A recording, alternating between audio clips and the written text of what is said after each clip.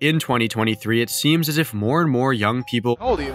16. 16? are getting deeply invested within the fitness and bodybuilding community. We've seen an extraordinary increase in those wanting to enhance their physical appearances. However, the ever-growing pressures of social media may make some jump to the extremes. In this video, I'll be examining this so-called extreme, that being the ever-growing usage of anabolic steroids. Now, you may be wondering, what's so extreme about steroids?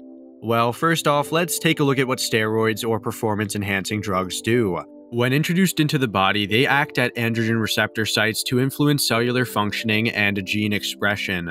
Basically, they imitate naturally occurring hormones, in most cases that being testosterone, and can unnaturally activate the body's testosterone receptors in order to increase the amount of circulating testosterone in the body. There isn't anything inherently extreme about these steroids, as many doctors prescribe them in order to treat hormonal deficiencies or problems. However, they can become a real threat when misused, and have a whole host of negative and positive side effects on the body. Some of them can be extremely positive, like enhanced muscle growth, faster muscular recovery, and overall improved athletic performance. Yeah, buddy! Wait! Many see these benefits on social media and just see the positives while completely disregarding or not even knowing the negatives. While users can end up looking rather physically fit and in some cases look to even be in the top 1%, their bodies can often be taking a rough beating from the inside. The negatives can range from simply acne or mood swings to serious, irreversible physical changes and problematic mental health issues. Early heart attacks, strokes, liver disease, kidney failure, and mental problems are all no joke, and while they are all the far extremes of the side effects, nobody is 100% safe from them. We've seen many famous fitness influencers face serious health risks and even death that may or may not have been contributed to by PEDs. It is extremely unfortunate, as many of these influencers fall to the pressures of social media, and those around them for that matter, and end up putting their health at risk for purely a little bit of muscular tissue. I see guys like Alex Eubank, who has a phenomenal dream physique for many, not being happy with his own physique and wanting to hop on steroids.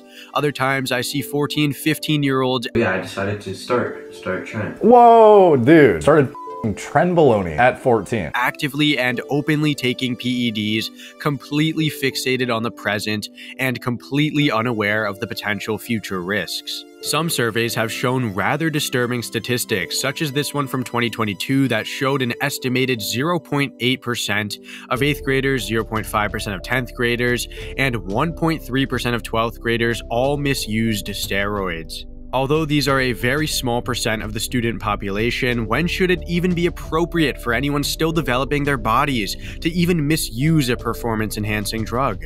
Now, I will say that I don't judge those who take PEDs, as it is ultimately their choice. As long as you know the risks and you've got a goal in mind, that's great. If you are on steroids, there are countless ways to make the process less risky. You can get your blood monitored through various clinics, talk with licensed medical professionals about your goals and use, and overall, just be very proactive about your health. I think that the younger generation, especially growing up with social media, is extremely pressured into looking and acting in a certain way, and oftentimes act in the now and disregard the future. And since I am a part of this generation, I can say that steroid usage, along with androgen receptor modulators, or otherwise known as SARMs, have been extremely normalized. People casually talk about them, whether seriously or not, and I feel as if many don't know the true risks behind them. These performance-enhancing drugs aren't super difficult to obtain, often being sold online, and I feel that the pressures of the online spaces are potentially driving younger, very impressionable people to buy these quote-unquote quick-fix alternatives. In all actuality, most people don't have the work ethic nor the genetics to even see the full benefits of steroids, and simply take them hoping they'll look like, let's say, David Lade, Arnold, or even Ronnie.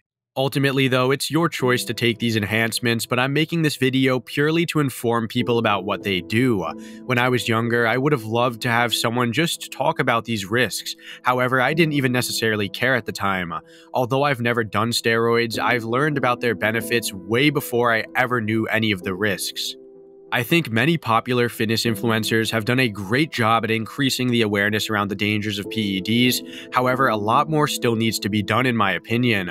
Like I said though, if you choose to use gear, just be a little bit proactive about your health, as we've been losing way too many legends in our sport recently. I may not be an expert, however, taking preemptive measures can always do more good than bad, and it's always better to be safe than sorry.